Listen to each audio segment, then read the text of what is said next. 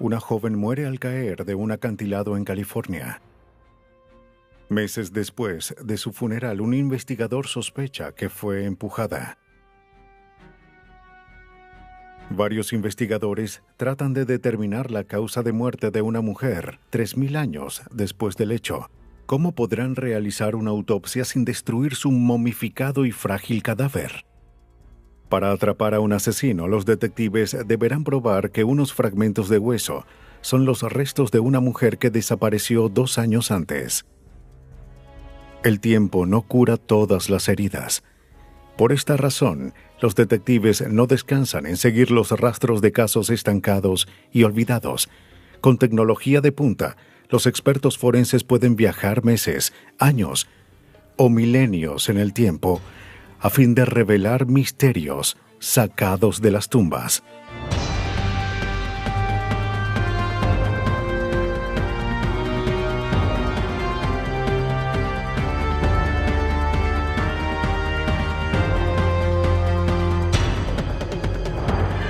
Los nuevos detectives, casos estudiados por la ciencia forense.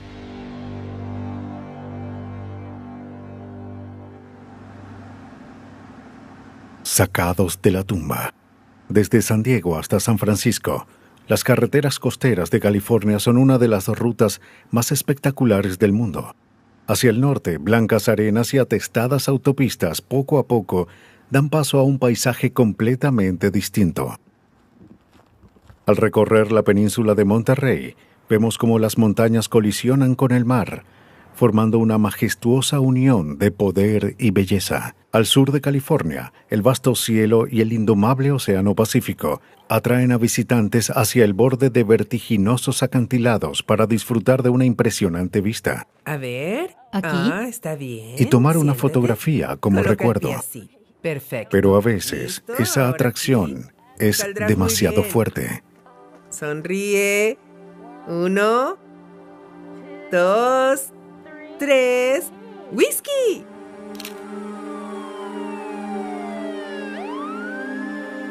El 2 de abril de 1987, el Departamento del Alguacil de Monterrey recibió una llamada sobre algo terrible que había ocurrido en el mirador de Seal Beach. El cuerpo de Dina Hobart Wild, de 20 años, yacía cerca de la base de un precipicio de 183 metros.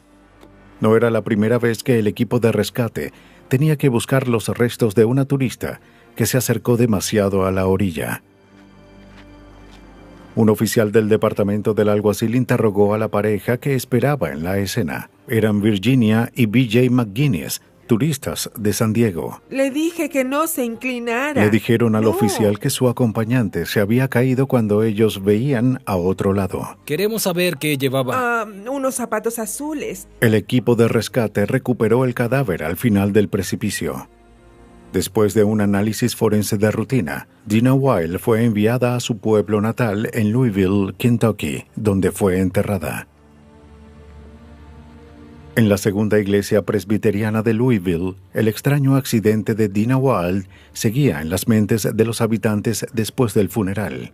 Al final de los servicios funerarios, la madre de Dina, Bobby Roberts, habló con un abogado llamado Steve Kinney. Quería asesoría para reclamar el dinero del seguro por la muerte de su hija.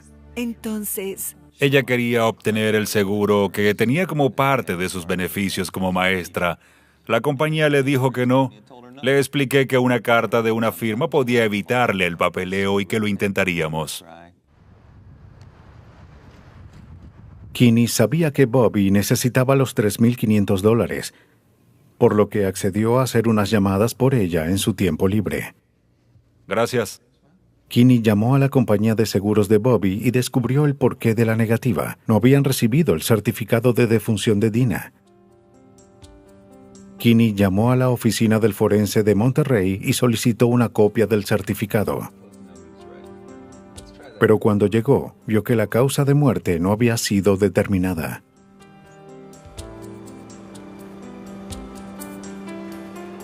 Como se creía que Dina había muerto por un accidente, el equipo no hizo mucho además de recuperar el cuerpo. No se recogió evidencia, tampoco se tomaron fotografías. El cuerpo fue llevado a la oficina del forense. En el análisis no se hallaron señales de un crimen.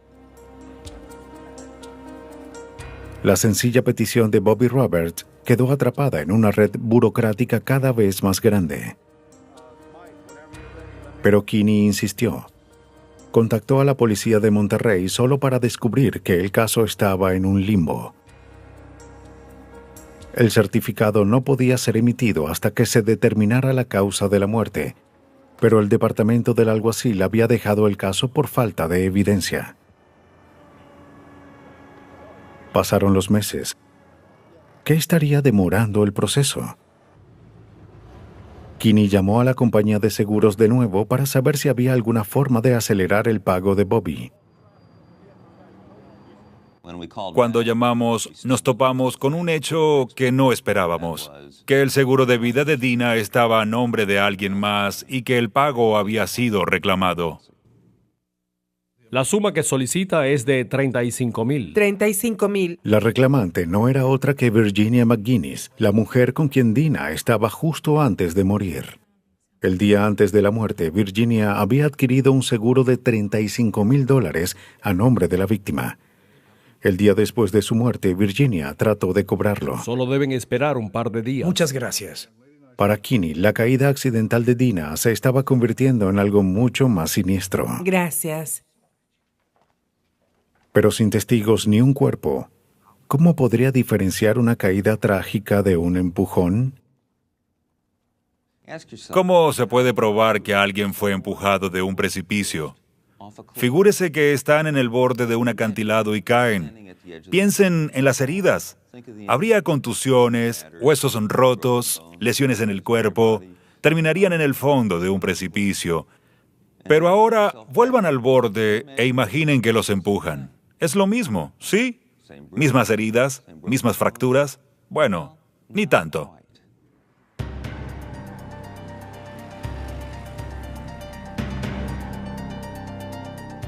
Que Dina hubiese sido empujada era una hipótesis escalofriante, pero seguían siendo solo sospechas. Para probar que ocurrió un crimen, Kinney necesitaba evidencia. Regresó al principio y trató de averiguar sobre la relación de Dina con la pareja.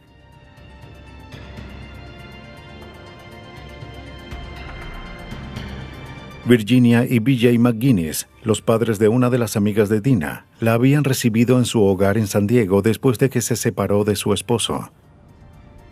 La soledad que sentía Dina disminuyó durante los entretenidos meses que pasó con sus padres sustitutos. Era conocida por sentir una devoción ciega por nuevos amigos.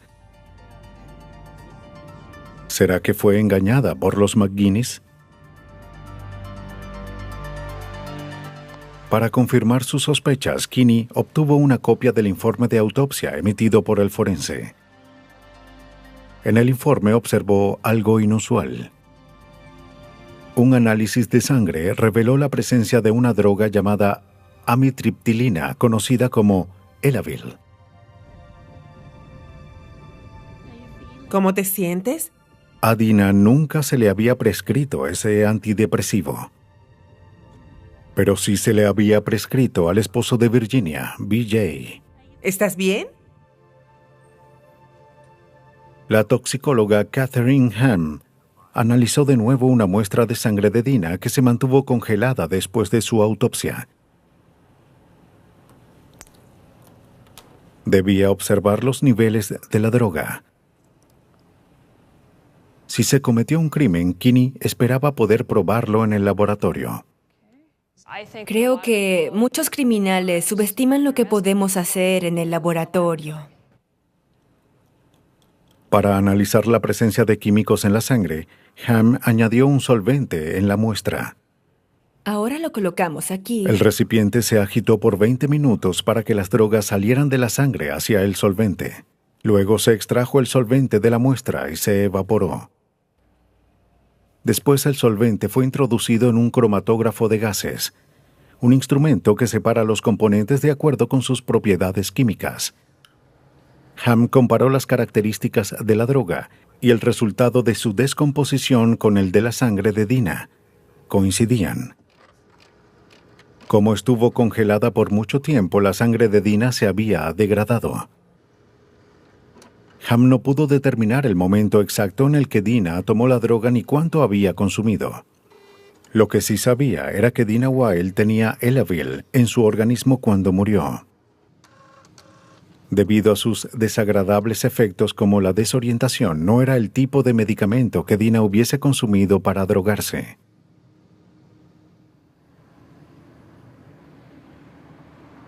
Las personas que toman esta droga suelen sufrir de debilidad, náuseas y vértigo.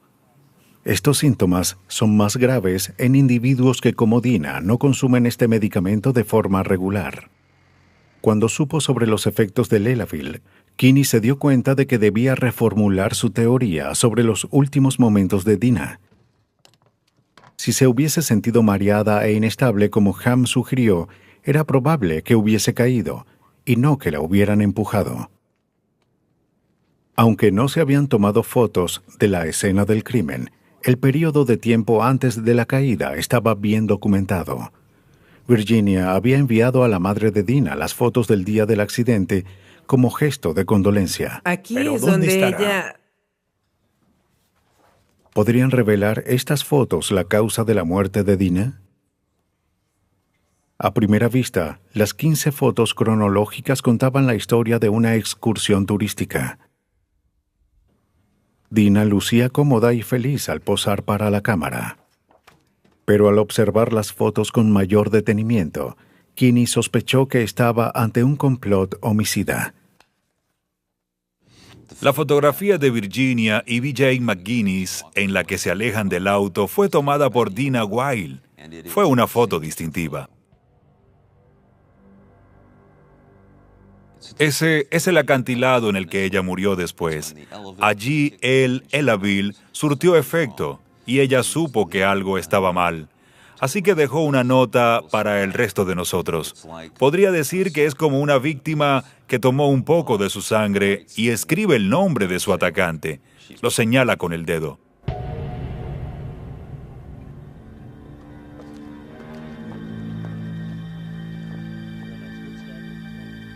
Uno, dos, tres, sonrían.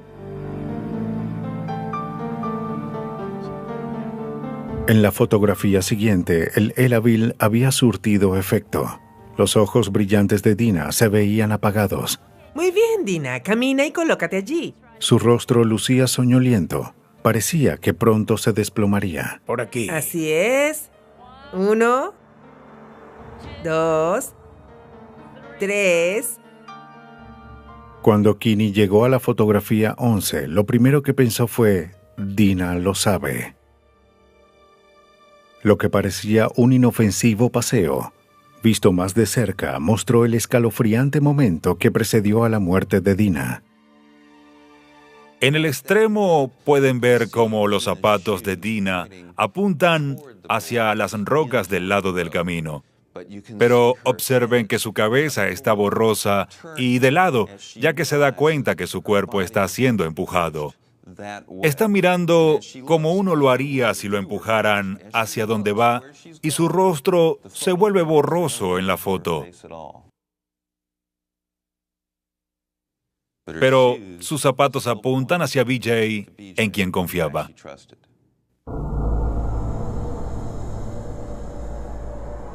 Bien.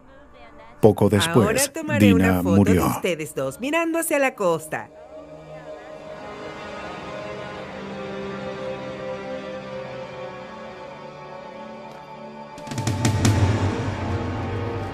Para Kinney, las extrañas y perturbadoras circunstancias que rodeaban la muerte de Dina lo dirigían a una sola conclusión.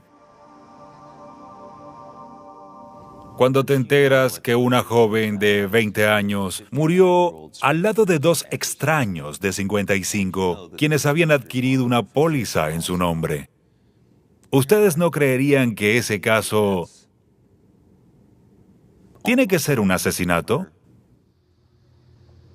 Solo con unas cuantas fotos y una corazonada, Kinney estaba lejos de probar que ocurrió un homicidio. Sabía que necesitaba ayuda. En Louisville, Kentucky, Steve Kinney revisó el informe de autopsia de Dina Wilde en busca de evidencias para probar su hipótesis de un homicidio. El forense determinó que la muerte de Dina fue causada por una fractura en el cráneo. Pensó que había perdido el equilibrio debido a sus zapatos de tacón. En su opinión, no había nada sospechoso en las circunstancias de ese supuesto accidente. ¿Cómo te va? Kinney no estaba tan seguro. Se preguntó si había algo entre los hallazgos del forense que indicara lo contrario.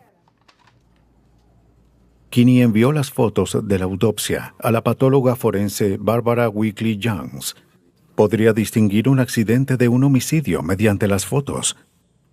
Steve Kinney se sorprendió cuando le mostré varias heridas que indicaban que esto no fue una simple muerte accidental. Tiene raspones en las manos. La única herida fatal en el cuerpo de Dina era un golpe en la cabeza, pero el lado derecho de su cuerpo tenía marcas lineales de raspones. Para Weekly Jones, estas lesiones indicaban un resbalón, no una caída de cabeza. Las heridas en las manos de Dina fueron la evidencia física más contundente. No eran lesiones típicas sufridas luego de una caída. Sus uñas acrílicas estaban rotas, destrozadas, y tenían rastros de granito, lo que indicaba que se sujetó al borde del acantilado intentando salvar su vida, o quizás había luchado antes de ser lanzada a su muerte. Además de las uñas, sus manos tenían lesiones con un patrón bastante sospechoso. Las manos tenían enormes hematomas, negros y azules, arriba y alrededor de sus nudillos. Esto sucede cuando te agarras del borde de un precipicio y alguien más te pisa. Kinney se preguntó si la fractura en el cráneo de Dina fue el resultado o la causa de su terrible caída. La cima del precipicio tenía un descenso leve en los primeros metros. Si Dina trató de salvarse, sin duda se habría aferrado a una roca o a una raíz. Pero las palmas de sus manos no tenían heridas, ninguna señal de haberse agarrado a algo. Parece que tenía uñas acrílicas. Mire el estado en que están. Los hallazgos de Weekly Jones apoyaron la teoría de Kinney de un empujón intencional y un resbalón. No lo creo. Pero eso no probaba un homicidio. ¿Qué más podía hacer? Bueno, como dicen, las circunstancias no mienten. La gente sí. Gracias. No hay de qué. Kinney debía investigar más de cerca a los sospechosos, Virginia y B.J. McGuinness. Bueno, salen por allá. ¿Será que esta agradable pareja había conspirado para matar a Dina? ¿De verdad fueron capaces de empujar a su joven amiga por un acantilado? Es divertido, ¿verdad? Mientras revisaba el historial de sus sospechosos, Kinney descubrió un rastro de muerte y engaños. Los antecedentes de Virginia eran mucho más sangrientos de lo que pensaba.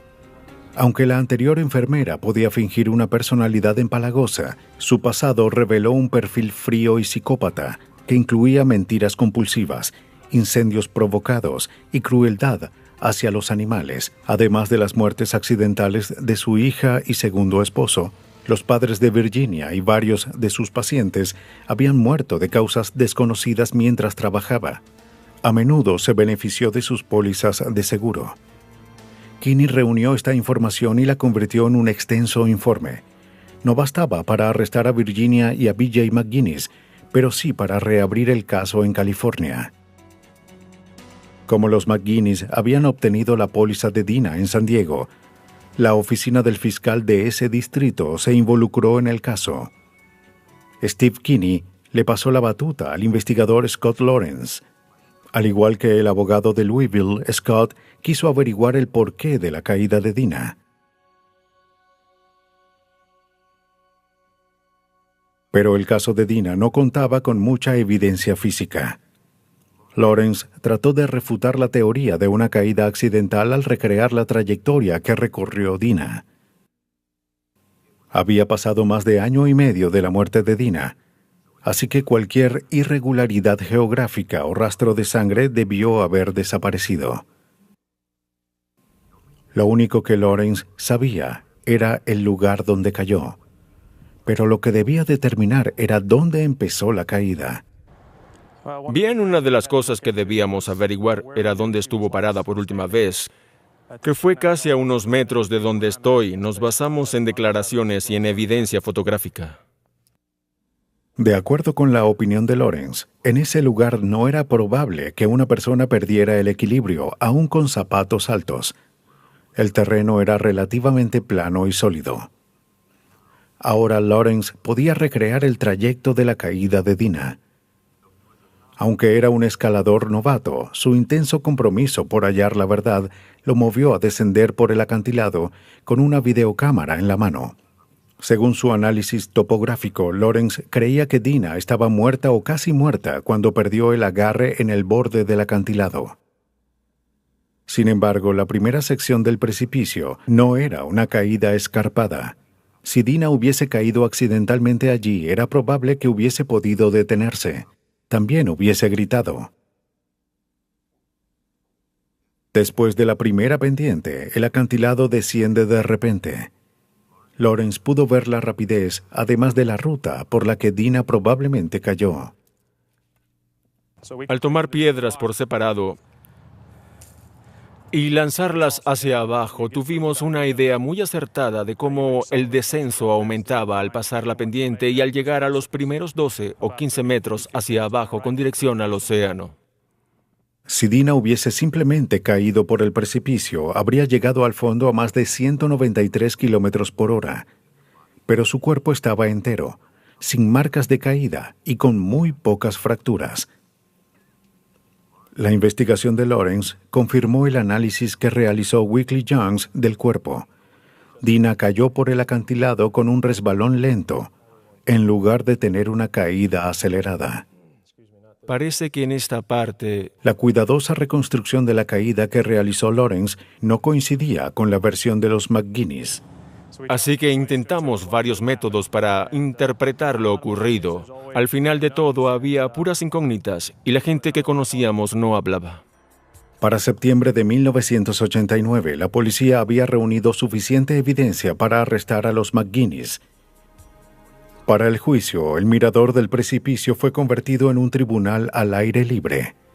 La reconstrucción que realizó Scott Lawrence tuvo un profundo impacto en el jurado. La odisea que había empezado en la oficina de Steve Kinney terminó cuando el jurado halló a Virginia McGuinness culpable de conspiración, asesinato en primer grado, fraude, falsificación y homicidio con fines de lucro. Fue sentenciada a cadena perpetua sin libertad condicional. B.J. McGuinness había muerto de pulmonía antes del juicio. Las inconsistencias en la supuesta muerte accidental de Dina Hobart-Weil se aclararon, lo que reveló un asesinato a sangre fría, a pesar de que ni el cuerpo ni la escena del crimen habían sido preservados. Para los expertos que se ocupan en resolver crímenes pasados, el análisis exhaustivo de los rastros más pequeños marca la diferencia entre la justicia tardía y una muerte que permanece perdida en el tiempo para siempre. Durante 7 años, Susan Davis vivió un matrimonio insatisfactorio con un vendedor de seguros llamado Ralph. Siempre pensaba en dejarlo, pero nunca pudo alejarse de su hogar en Columbia, Missouri. Pero una noche de junio de 1985, después de un largo día de trabajo como secretaria, se subió a su Ford Escort y se marchó para nunca ser vista de nuevo. Como no fue al trabajo al día siguiente ni respondía a llamadas telefónicas, su madre contactó a la policía. Oficiales del condado de Boone interrogaron a familiares de Davis y registraron su hogar, pero no hallaron nada que indicase que Susan había sido raptada. Pasen adelante. Había quienes creían que Susan se había marchado para librarse de una vida que se había vuelto dolorosa y complicada. En el momento de su desaparición, Susan ya había logrado hacer algunos cambios drásticos. Queríamos saber si... Parece que ella... Se separó de Ralph y envió a sus 2 hijos, Robbie y Angela, a vivir con sus padres en Iowa. ¿Y cuál era su ocupación? Quizás quería empezar de nuevo en otra región del país. Con mi padre. El capitán Larry McRae dirigió la investigación. Ralph Davis nos dijo que cuando Susan desapareció, ella tenía un novio. Era probable que se hubiese marchado a Texas y algún día regresaría. Susan fue declarada como persona desaparecida. En su ausencia, Ralph regresó al hogar. Sacó a sus hijos de la casa de sus abuelos y empezó a vivir como padre soltero. La familia esperó en vano el regreso de Susan. Está bien. Cuando sus ingresos bajaron, Ralph fue a los tribunales para asegurarse de que si Susan reaparecía, estuviese obligada a pagar manutención. Pero no había pistas de su paradero y las esperanzas de que regresara disminuían. Pero McRae se dio cuenta de que la rutina de esposo dolido de Ralph Davis era una simple fachada. Al analizar los informes policiales, comprendió lo abusivo que Ralph había sido con su esposa. Durante su matrimonio, Susan había vivido a merced de la furia de Ralph. Pero una noche de 1985, meses antes de su desaparición, llegó hasta el límite. ¿Quién es ese tipo? Como temía por su vida y la seguridad de sus hijos, ella reunió las fuerzas para llamar a la policía. Ralph fue arrestado. ¡Que hablaras con...! Investigamos cuando afirmó que Ralph la había golpeado. La fotografiamos y se emitió una orden en la que Ralph no podía regresar a su casa. Debía mantenerse lejos de Susan y los niños. Esa breve detención no logró calmar a Ralph. Estaba completamente enojado cuando fue liberado bajo fianza y luego Susan desapareció. Las inclinaciones violentas de Ralph apoyaban la teoría de que Susan lo había abandonado y que cubrió sus rastros para protegerse, pero para McRae había detalles que no tenían lógica. ¿Por qué esta devota madre no había contactado a sus hijos? ¿Por qué no había hablado con su madre para decirle que estaba bien? McRae sospechaba que este caso se trataba de algo mucho más siniestro que la huida de una mujer. McRae creía que Ralph Davis no contó toda la historia, pero sin evidencia la policía no podía hacer nada. No había cadáver, no había indicios. El auto de Susan había desaparecido. Lo único que McRae podía hacer era investigar y esperar que algún día apareciera una pista. No se imaginaba que dicha espera duraría por tanto tiempo. Habían pasado 2 años desde la desaparición de Susan y su auto. Aún no se sabía si ella se había marchado del pueblo intencionalmente o si había sufrido un destino mucho peor. La investigación del capitán McRae se estancó.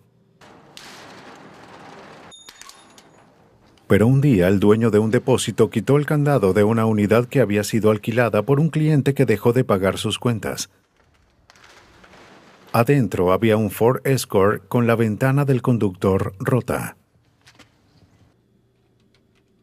El nombre del cliente no era otro que el de Ralph Davis. Se contactó al capitán McRae. Oh, sí. Al investigar el registro y las placas del vehículo, se confirmó que pertenecía a Davis. McRae echó un vistazo al interior del auto y quedó impactado por lo que vio. Cuando nos acercamos al vehículo y miramos adentro, supimos que alguien había muerto en ese auto. Había manchas de sangre y tejidos en el tablero, los asientos y las viseras. En el suelo había fragmentos de vidrio y casquillos de bala. 2 ambientadores le daban un toque irónico a la terrible escena. Después de 2 años de estar con los brazos cruzados, McRae podría investigar a su sospechoso principal, Ralph Davis. Davis contó una historia para explicar la ubicación del auto. Dijo que antes de irse del pueblo, Susan lo visitó por última vez. Estaba armada. Ralph la dominó, la sacó del auto y se puso enfrente del volante. Cuando avanzó para irse, Susan rompió la ventana con el brazo y manchó de sangre el vidrio. Cuando la rompió, llenó el vidrio de sangre. El inverosímil relato no explicaba por qué había rastros de tejido en el auto. ¿Qué se suponía que hiciera? Davis fue arrestado. Queda arrestado. ¿Pero por qué? La experiencia le indicó a McRae que había detenido a un brutal asesino, pero esto no sería fácil de probar en un tribunal, en especial ya que el incidente ocurrió 2 años atrás. Para que la investigación forense tuviera éxito, se emplearía un enfoque dual. Primero, el equipo de McRae tendría que determinar que el asesinato ocurrió en el auto. Y segundo, había que identificar a la víctima. McRae creía que estaba ante los restos de Susan Davis, pero aún quedaba mucho para probarlo. Una reconstrucción de la escena del crimen basada en las manchas de sangre en el auto determinó que dispararon a la víctima dentro del vehículo. En el suelo del auto hallamos vidrios. Cayeron hacia el interior, lo que indicaba que un disparo o algo atravesó el cristal desde afuera. Cuando observamos los fragmentos, vimos que estaban en el suelo del coche y encima de los vidrios había sangre. Parecía que el disparo había atravesado la ventana e impactado al conductor en la cabeza. El impacto movió a la víctima hacia el otro lado del auto y atravesó el espejo retrovisor con la suficiente potencia para romper el parabrisas.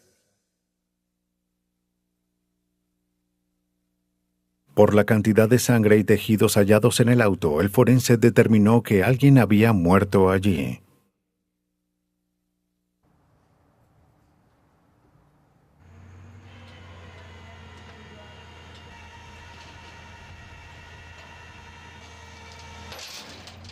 El vehículo fue remolcado hacia un lote privado para que el equipo de McRae pudiera comprender el caos de la escena. Como no sabían qué era evidencia y qué no, procedieron con cuidado y guardaron todo. ¿Vio eso? Es algo que no debería estar allí. Con herramientas, trajes y frascos especializados, los investigadores desmantelaron el auto parte por parte. Clasificaron con cuidado cada fragmento de hueso, tejidos y cada mancha de sangre. Se extrajeron las balas del interior del auto. Coincidían con los cartuchos de escopeta hallados en el hogar de Ralph Davis. Se usó una aspiradora con filtros esterilizados para recoger los rastros más mínimos de evidencia. Como ladrones modernos de autos, el equipo desarmó el vehículo hasta dejar la carrocería y guardó todo desde el volante hasta las alfombras para un mayor análisis.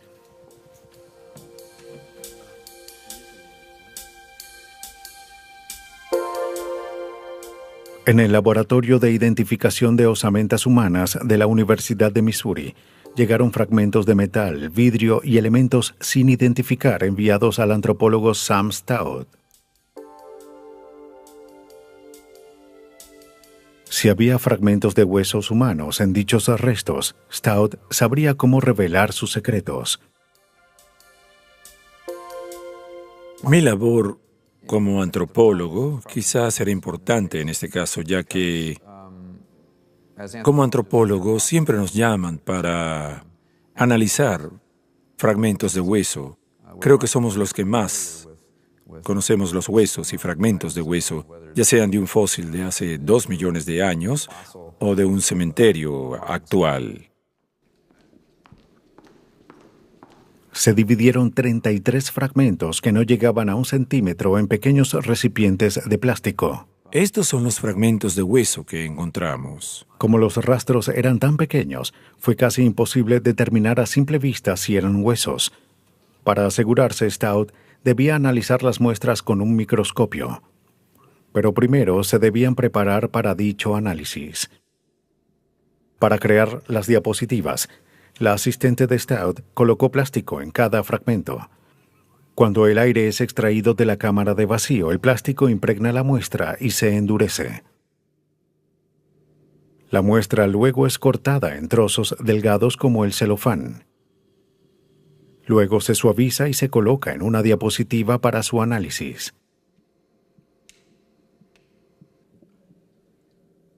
El análisis microscópico de las muestras indicó a Stout que de hecho estaba observando huesos humanos.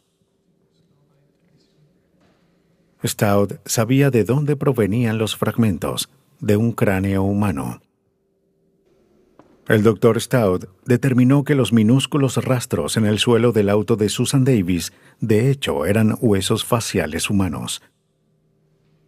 Ahora quería averiguar si había algo distintivo en los huesos que pudiese vincularlos con Susan Davis y su muerte. Stout observó que había varias manchas en los fragmentos. Los envió al laboratorio del Departamento de Geología de la Universidad de Missouri. Un microscopio de electrones reveló que había rastros de plomo incrustados en los huesos. La presencia de antimonio indicó que también había rastros de pólvora. La víctima había sido disparada. El análisis minucioso de estos fragmentos revelaba los detalles de un evidente homicidio. Pero ¿cómo podría Stout relacionar los huesos con Susan Davis? Stout notó un detalle inusual. Además de las manchas de plomo, había otra ligera decoloración en el hueso. Para Stout, este patrón indicaba que la víctima había estado tomando tetraciclina. Para confirmar esta teoría, colocó el hueso bajo una luz ultravioleta. Si la droga estaba allí, el hueso brillaría. Vimos que la tetraciclina empezó a brillar y luego sugerí que se examinaran los informes para saber si a Susan Davis se le había prescrito tetraciclina. El doctor estimaba que la víctima tomó la droga por al menos 3 meses antes de morir. McRae supo al registrar el hogar de Susan que a ella se le había prescrito tetraciclina en el tiempo de su muerte. Stout demostró que los restos en el auto eran del rostro de una persona que consumía tetraciclina.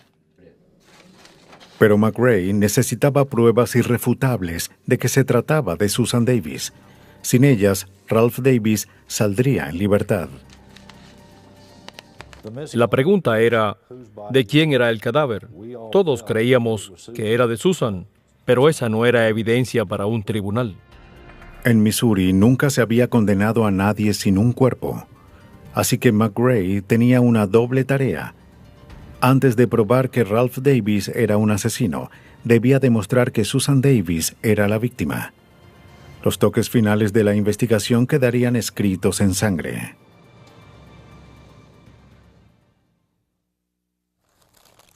¿Se podrían vincular unas manchas de sangre de una escena de 2 años con la muerte de Susan Davis? El trabajo de la seróloga forense Lori Maloney era averiguarlo. Las alfombras, las viseras y el tapizado del auto fueron enviados al laboratorio de la Policía de Tránsito de Missouri. Si ella lograba determinar que la sangre en esos objetos era de Susan Davis, sería casi imposible que Ralph Davis escapara de su condena. Pero Maloney sabía que identificar a una víctima de forma irrefutable no era fácil. Debía realizar varios análisis para descubrir a quién pertenecía esa sangre. Necesitaba ser precisa y verificar varias veces sus resultados. Su primera tarea fue tomar muestras para asegurarse de que las manchas en el auto eran realmente sangre. La prueba adquiere un color verde si hay sangre presente.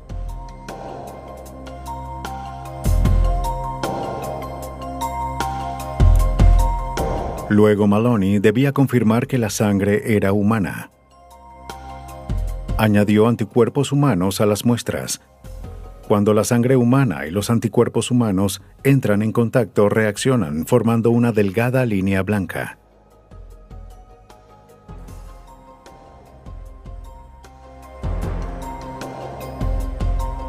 Los resultados de Maloney coincidían con la teoría de McRae de que alguien había sido asesinado en el auto.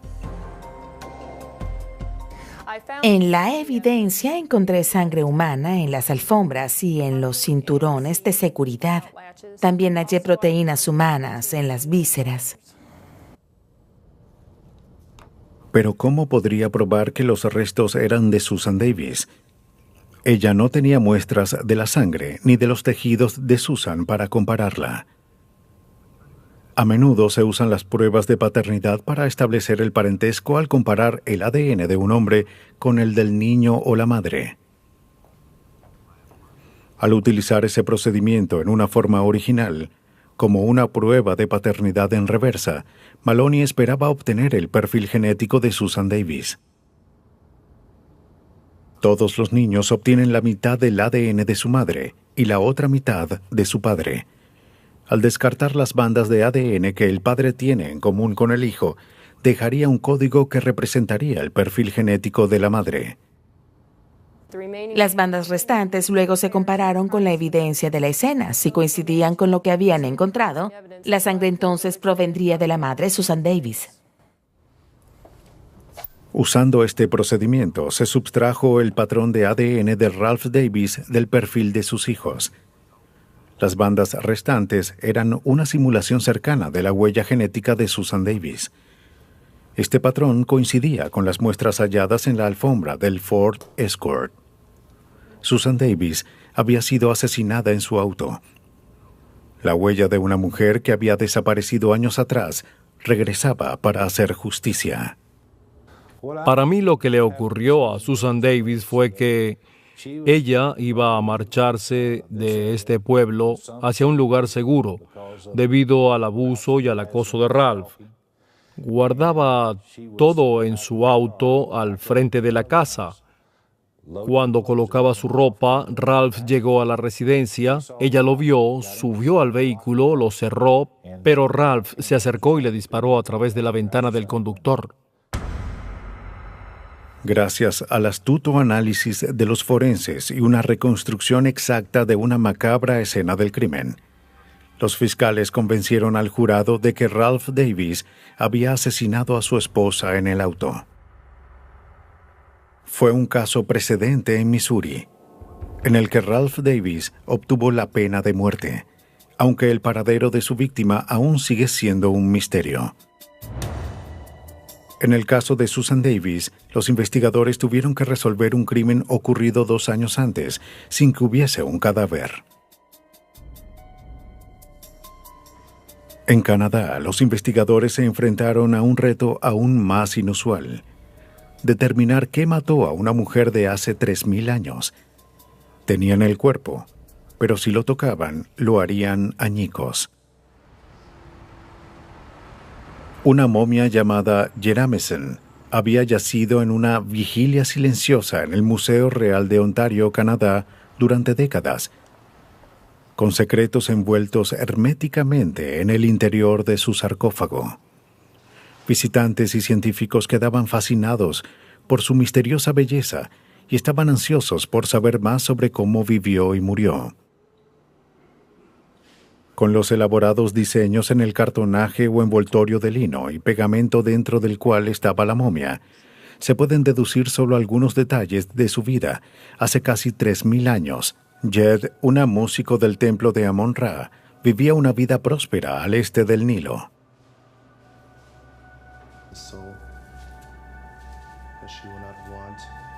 Para los egipcios, la vida después de la muerte era motivo de celebración, pero solo podía lograrse si se abandonaba este mundo de la forma correcta.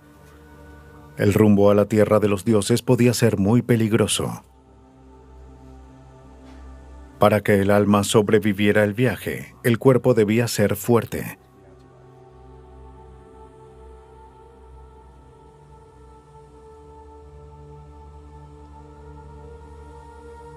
La momificación fue la respuesta.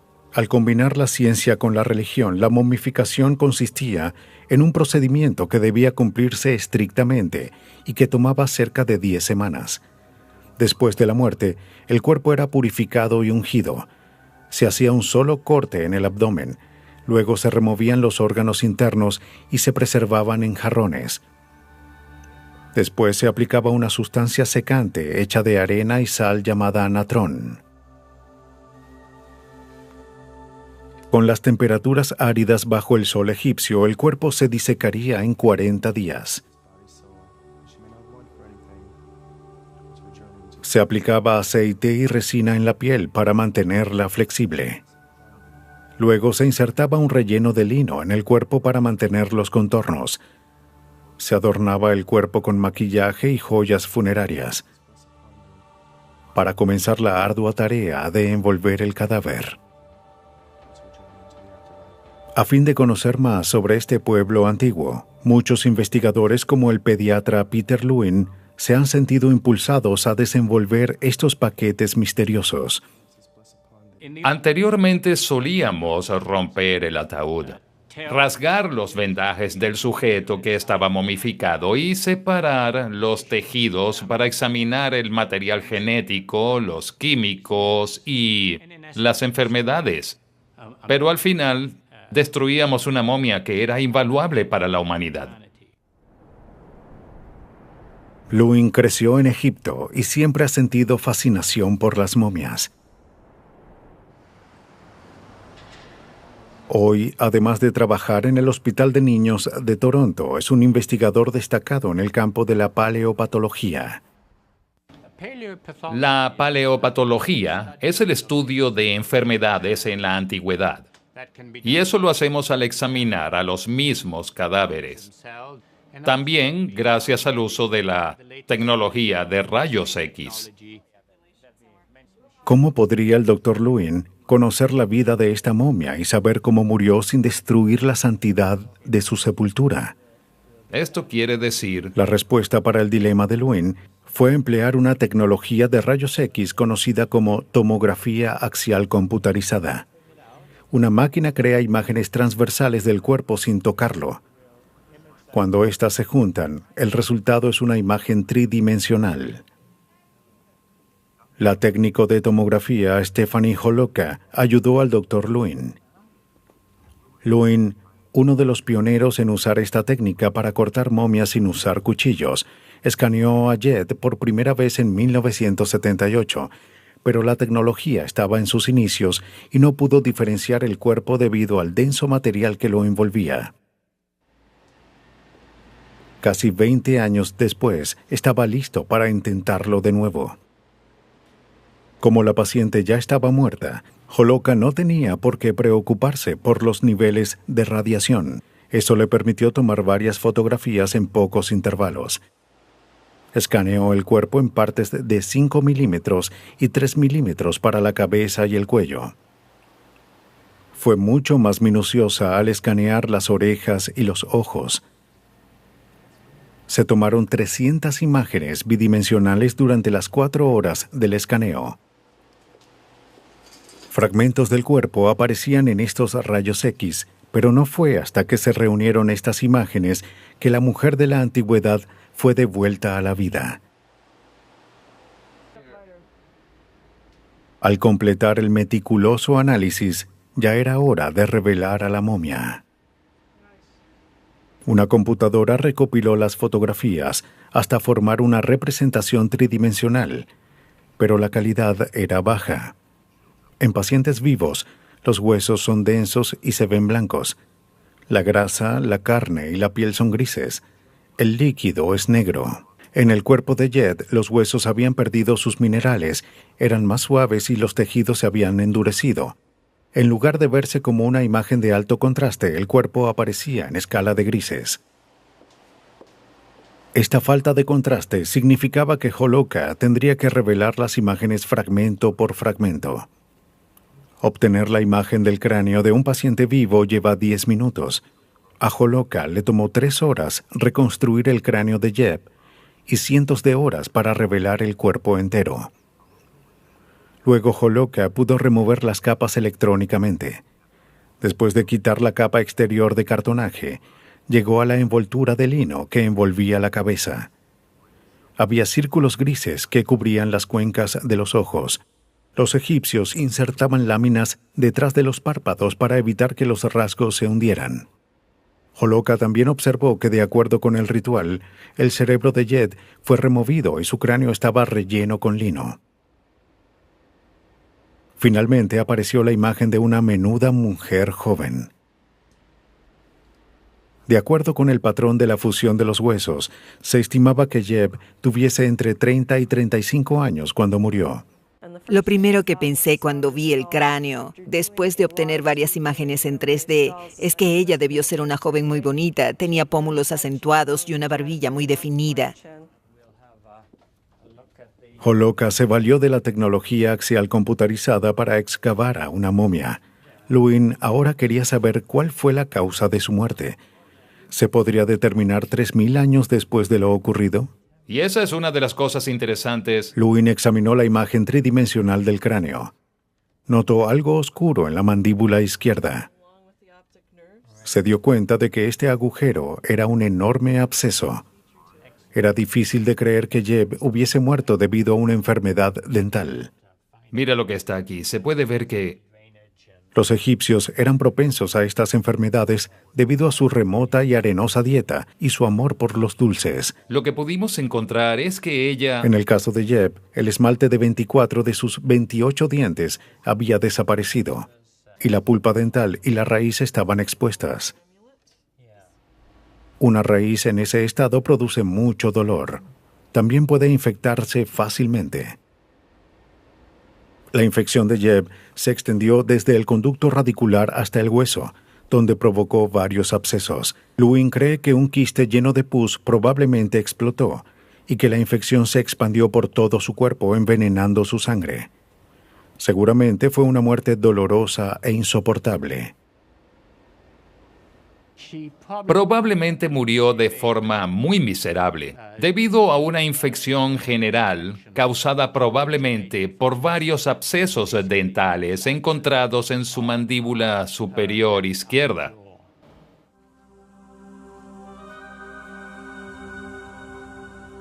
Esta hermosa músico de Tebas sufrió un dolor insoportable. Pero después de la muerte, gracias a los esfuerzos del equipo del Dr. Lewin, finalmente obtuvo el tan aclamado y digno destino que su cultura apreciaba tanto.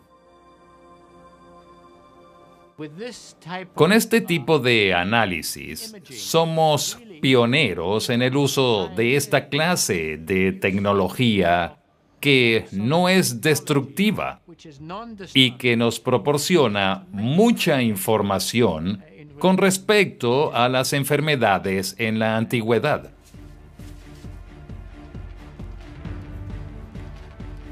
Como la momia había sido preservada tan cuidadosamente, el tiempo no impidió el avance de la ciencia. Los detectives que se ocupan en extraer la verdad del pasado tienen una lucha constante con los estragos del tiempo.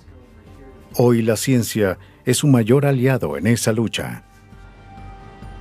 Con las técnicas más modernas, los expertos forenses están ganando esta guerra en contra del tiempo y revelan voces olvidadas que se encuentran debajo de las tumbas.